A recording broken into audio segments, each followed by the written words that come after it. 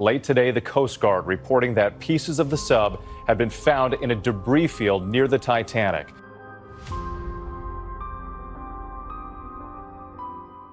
Welcome to Intrigue Sphere, where we dive deep into the world's most intriguing mysteries and curiosities. Today, we unravel a recent real-life marine mystery, a chilling echo of the Titanic's tragic fate that has left the world baffled and questioning the boundaries of human ingenuity and daring. A journey that turned fatal, a state-of-the-art vessel imploding under the immense pressures of the ocean depths, and a tragic loss of 5 lives. But how does a submersible, built to endure such harsh conditions, suddenly vanish? And could this catastrophe have been averted? Stay with us as we dive into the enigma of the Titan sub implosion, and don't forget to share your thoughts in the comments below. Let's unravel this mystery together. To fully understand the weight of this event, we must first dive into the backdrop.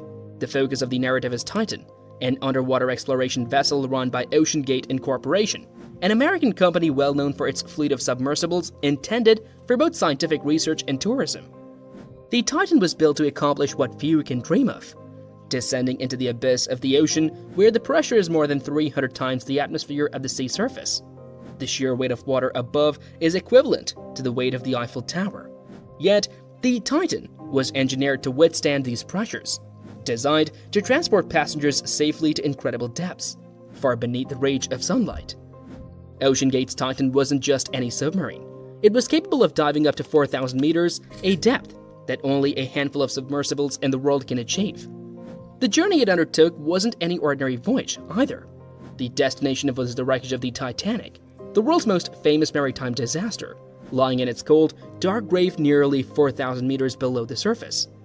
However, during a descent to the Titanic wreck in mid-2023, something went terribly wrong. The Titan lost contact with the surface and was believed to have imploded under the enormous water pressure, instantly claiming the lives of all 5 people on board. The news was a shock to the world, bringing into focus the inherent risks of deep-sea exploration and the pressing question: what went wrong with the Titan? Before we delve into the controversial theories, let's first explore what is commonly accepted about this tragic event. Experts from the marine engineering field have primarily concluded that the loss of the Titan can be attributed to the extreme pressures of the deep ocean. At approximately 12,500 feet, where the Titanic wreckage rests, the pressure reaches a staggering 3,800 pounds per square inch, or 250 times the atmospheric pressure at sea level. To withstand this, the hull of any deep-sea submersible must be impeccably designed and constructed. The mainstream belief points to a catastrophic failure of Titan's structure, presumably the hull, that couldn't withstand this immense pressure. The likely scenario proposed is that the submarine might have had a structural weakness that, under extreme pressure, led to an implosion. This theory is primarily supported by the evidence of debris found on the surface, which is indicative of a severe structural failure. Given the vastness of the ocean and the difficulty of mounting a detailed investigation at such depths, this remains the most widely accepted explanation. It's important to remember that deep-sea exploration carries inherent risks due to the extreme conditions, and even minor engineering oversights can lead to major failures. The high-risk nature of this endeavor can amplify even the smallest of mistakes, turning them into catastrophic events. Now, let's take a leap from the conventional narrative and delve into a less accepted, yet thought-provoking theory. Remember, this is purely speculative and is intended to broaden our understanding and encourage debate. What if the tragic loss of the Titan was not merely a result of engineering failure or extreme ocean pressures, but a consequence of negligence and irresponsible practices? This controversial theory posits that Titan's disappearance might be linked to alleged safety shortcuts and a lack of standard operational protocols at OceanGate. A few alarm bells support this hypothesis. Firstly, Titan's hatch was designed in such a way that it required 17 to 18 bolts to seal from the outside, meaning passengers couldn't open it from within, a potential safety hazard. Secondly, the submarine lacked basic navigation instruments, including GPS, and did not carry a locator beacon. The absence of these crucial safety devices is astonishing, raising questions about the company's approach to safety. Moreover, OceanGate did not seek certification for Titan from any maritime authority, which is standard practice in the maritime industry to ensure safety and compliance. They publicly defended this choice, arguing that most marine accidents result from operator errors, not mechanical failures. However, in a disturbing revelation, a former director of marine operations at OceanGate raised concerns about Titan's quality control as early as 2018. Yet he was dismissed and a lawsuit was filed against him. So, could the Titan's tragic end be the result of this alleged negligence? Could a lack of rigorous safety protocols and quality control be the real culprits, rather than the crushing pressures of the deep ocean? This controversial theory certainly contradicts the mainstream narrative and invites a larger discussion about corporate responsibility and safety in deep-sea exploration. While the controversial theory raises some significant concerns, it's crucial to consider the counter-arguments to maintain balance and provide a comprehensive perspectives. One of the major counterpoints against the idea of negligence being the sole cause is the inherent difficulty of deep-sea exploration. The ocean depths where the Titanic wreckage lies is a harsh environment, with pressures exceeding 3,700 psi, more than 1,000 times the standard atmospheric pressure at sea level. Such extreme conditions are difficult to simulate and prepare for, leaving even the most meticulously designed submersibles vulnerable to the immense pressures. Furthermore, it's essential to bear in mind that OceanGate's prior missions had been successful. In 2021, the Titan safely transported a team of Titanic enthusiasts to the ship's wreckage and back, indicating that the submersible was capable of withstanding the challenging conditions. This success could suggest that the catastrophic failure on the Titan's final voyage may have been a tragic accident, rather than a predictable outcome of negligent practices. Another counter-argument is that deep-sea exploration is a high-risk industry, much like space exploration. Despite the meticulous planning, rigorous safety protocols, and high-tech equipment, accidents do happen, as the environment is unforgiving and unpredictable. The lack of maritime authority certification, while a point of concern, is not necessarily a determinant of the vehicle's safety, as private aerospace companies often operate outside the scope of conventional aviation certifications, yet successfully launch missions to space. Lastly, while the alleged dismissal of the Director of Maritime Operations who raised concerns about Titan's quality control does raise eyebrows, we do not know the full extent of internal dynamics at OceanGate. It's possible that the company had sufficient reasons for the termination unrelated to the concerns raised. In essence, these counter-arguments reinforce the complexity and inherent risks of deep-sea exploration, underscoring that even with the best practices in place, accidents can occur. Having laid out both the controversial theory and the counter-arguments, it's time to delve deeper into the heart of the controversy and question the validity of these theories and their implications.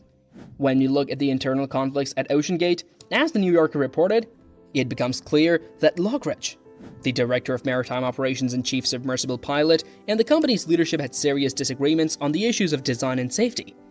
The tensions centered around the trade-off between strength and weight in the submersible's design. Lockridge raised concerns about potential flaws in the design and build processes, including the carbon fiber hull's durability. It's worth noting that carbon fiber is indeed a strong material and significantly lighter than traditional metals, making it an appealing choice for such a project. However, these benefits come with a price. Its structural integrity, especially under the extreme pressures experienced at great ocean depths, was an area of contention. Lockridge's inspection report flagged numerous critical aspects he deemed defective or unproven. From ballast bags seams coming away to the high risk of galvanic corrosion due to different metals used in the exostructure and electrical pods. Notably, he found that the carbon fiber hull displayed very visible signs of delamination and porosity, leading him to conclude that the only safe way to dive was to conduct a full scan of the hull. Despite these concerns, the OceanGate leadership maintained that no hull testing was necessary, insisting that an acoustic monitoring system would suffice.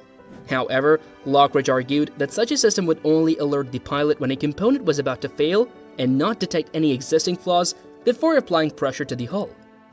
This heated debate, culminating in Lockridge's dismissal, paints a complex picture of the situation at OceanGate. It makes us question, what are the acceptable risks in the pursuit of scientific advancement and exploration? Where do we draw the line between daring innovation and safety precautions? Moreover, it invites us to consider the implications of such disputes. What happens when there's a conflict between the pursuit of groundbreaking endeavors and the need to ensure the safety of all involved? And more critically, who gets to decide where that balance lies? In a broader sense, this controversy also brings attention to the ever-evolving ethics of deep-sea exploration. It raises questions about how we, as a society, value human life in comparison to technological advancement. and it reminds us that the quest to conquer new frontiers, while exciting and enriching, comes with serious responsibilities. So, where do we go from here? As we continue to explore these questions and more, let's remember the importance of critical thinking and open dialogue. Now, we find ourselves at the end of our exploration of this fascinating controversy, but the journey doesn't have to stop here. I encourage each of you to dive deeper and think more critically, along with continuing to questioning the world around you. For those who wish to delve further into the complexities of deep-sea exploration and the ongoing debates surrounding it, there are numerous resources available. First, I highly recommend reading the New Yorker's article that was referenced earlier, which offers an in-depth look at OceanGate and the internal debates about the safety measures for the Titanic expedition. If you are intrigued by the science behind submersible designs, Dark Descent by Kevin F. McMurray narrates the history of deep-sea exploration and the development of submersible technology. It's a captivating book that will give you a greater appreciation for the trials and triumphs of this daring field. For a visual deep dive, the documentary James Cameron's Deep Sea Challenge is a must-watch. It chronicles director James Cameron's journey to the Mariana Trench, the deepest part of the ocean, providing a first-hand experience of the challenges and triumphs involved in such a mission. And finally, if you're interested in debates around safety and exploration, Into Thin Air by John Krakauer, while focused on mountaineering, offers a powerful exploration of the risks taken in the pursuit of adventure and the profound consequences they can have.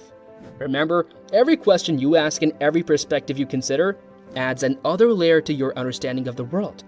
So stay curious, stay engaged, and keep exploring.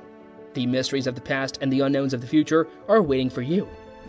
Well, folks, we have taken quite a journey today, diving into the depths of both the ocean and human ambition, exploring both the known and the unknown. We started by unveiling the often overlooked controversy of deep-sea exploration safety, using the example of OceanGate's Titanic expedition. We took a look at the commonly accepted theories and practices regarding deep-sea submersibles, from spherical titanium hulls to the importance of balancing strength and weight in design. Then, we turned our attention to the controversial path chosen by OceanGate, which pushed the boundaries with a carbon fiber design that ignited debates about the safety measures in place. We also dove into the potential counter-arguments and criticisms of this approach, where we saw conflicting perspectives within the company itself, ultimately leading to a standoff over safety protocols. In the midst of these debates, the question remains: how far should we push the limits in our pursuit of knowledge and adventure? What are the costs we are willing to pay, and who should decide on them? These questions are not easy to answer, but they are necessary to consider. As we conclude, I invite you to continue pondering these questions, to keep exploring, to keep questioning, and to keep pushing the boundaries of your understanding. Because in every mystery uncovered, in every controversy dissected, we gain not just knowledge, but wisdom, empathy, and a deeper understanding of the world we inhabit. Thank you for joining me on this deep dive today. Your support allows me to continue sharing these compelling stories and engaging discussions with you. And as always, keep diving, keep exploring, and keep questioning, because the truth is often more fascinating than fiction.